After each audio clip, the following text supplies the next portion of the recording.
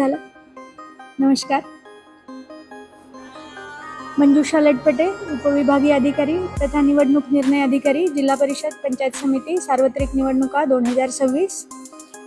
अहमदपूर तालुक्यामध्ये एकूण 6 गट आहेत आणि 12 गण आहेत. एकूण 200 मतदान केंद्र आहेत आणि एकूण मतदार आपले 1,60,693 आहेत. याच्यापैकी 83,946 पुरुष आहेत तर 76,747 एवढ्या स्त्रिया आहेत.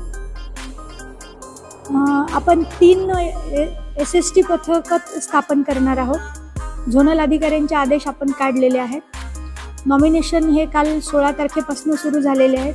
16 पासून 21 पर्यंत 11 ते 3 तहसील कार्यालयात नॉमिनेशन दाखल करायचे आहेत. सगळ्यात महत्त्वाचा बदल म्हणजे यावर्षी सर्व नामनिर्देशन पत्र हे ऑफलाईन पद्धतीने स्वीकारले जाणार आहेत. माझी सर्वांना विनंती आहे की आपण नॉमिनेशनचा प्रत्येक ओळ आणि प्रत्येक कॉलम हा व्यवस्थित भरावा. त्याच्यासोबतचं जे शपथपत्र आहे ते आपण व्यवस्थित भरणं अपेक्षित आहे. कारण शपथपत्रामधला एखादाही कॉलम जर रिकामा असेल किंवा आपण भरलेला नसेल तर आपलं नामनिर्देशन पत्र हे फेटाळलं जाऊ शकतं. याची काळजी आपण घ्यावी.